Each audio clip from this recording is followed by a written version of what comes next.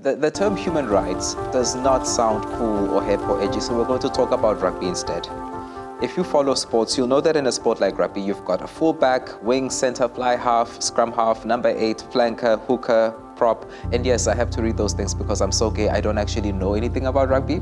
The reason we're referring to it is if you understand any game and you know that there's a referee, the referee's job, you know, is to make sure that those players are playing within the positions they're supposed to be playing in. They are protected by the referee, but they also adhere to a set of rules. Once you get that, stuff like human rights, the rule of law, it kind of just, you can substitute those rugby player positions and those rules for laws. You can substitute them for people in society who maybe are on the LGBTI spectrum or foreign nationals. You start to understand that we all need a level playing field. This brings us to Lord of the Flies by William Golding. Before we go into some detail about it, let's just make the connection. It's a story about what happens when the rule of law disappears. Which is what happens. Imagine if you have a rugby game where the referee is asleep or the rules are just suspended. It's not gonna be fun. Nobody wins. Even the people who are winning aren't really winning. In Lord of the Flies, they develop rules and a system of organization, but without enforced limits, they become violent and they enact that violence through a mob.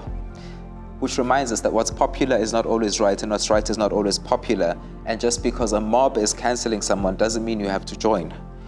You have to think through what fairness looks like. Fairness is what happens when all the positions and all the players agree on a set of rules that protect everyone, especially those who are different from ourselves. But for those rules to stick, there have to be limits on those rights. Otherwise, the rules become meaningless. What does this have to do with gender? Yes, we live in a world where the socialization of bygone days means that you as an LGBTI person will occasionally be misgendered. Your pronouns will occasionally be dismissed. Things worse than that can happen. Progress is not linear. You're not going to get everything going the way it's supposed to all at once. We're all figuring this out. So before you correct that yourself, check whether the law isn't already on your side and to what extent it's already on your side. Check if there isn't already an adult who knows how to close the gap between what's happening in real life and what the law says is supposed to happen. So these are gaps you're looking for. Is there a gap in law? If there isn't, if the law already protects your right, check if there's an adult or a referee who can help you enforce the law. This is all instead of you taking the law into your own hands. When you approach an adult to share your situation, explain that you're trying to prevent a Lord of the Flies scenario where everybody's taking the law into their own hands. You're trying to handle the situation in a way that gives everyone involved a voice and leaves the world a better place for future generations. Within the rule of law, it's also possible, by the way, for rule makers and for courts to say, wait, there was an injustice in the past. So look at South Africa. We had apartheid for decades and colonization for centuries. And they can also make up laws to make up for that, to say this is how we level the playing field. This is why transformation legislation exists. It's to help the country overcome the effects of apartheid as well as of homophobia. So while black people do have the same rights as everybody else, as white people, and as every other human group in South Africa, we acknowledge that the country once put some groups ahead of others, and now there are mechanisms to correct that. It isn't necessary to take the law into your own hands or to face racism by yourself, for an example. It isn't necessary to see the world as being hostile to you and you're the only person who's fighting this injustice.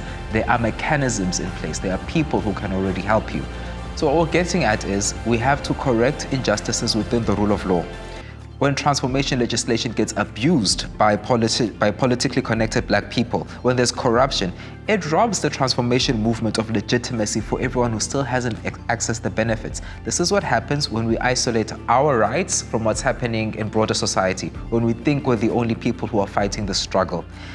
At the same time, if all of society doesn't embrace transformation in a healthy way, we remain vulnerable to the kinds of unrest we saw in July 2021.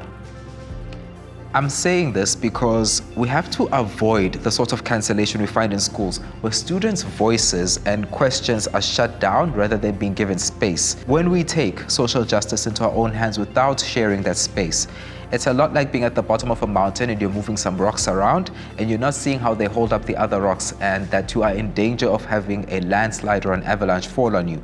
These rights, these responsibilities, they connect to one another at very small scale in your own home, in your relationships with your parents, in your relationships with your schools, but they're also connected to huge issues of social justice in society.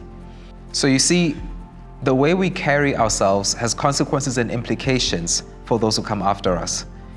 If the people who had come before you had behaved a little bit better, your world right now would be a little bit better. The rules would be playing out more fairly for everyone. But by the same token, the fact that some of them did get some things right in the past is the reason today you can sit in a school and get an education. Somebody fought for that right.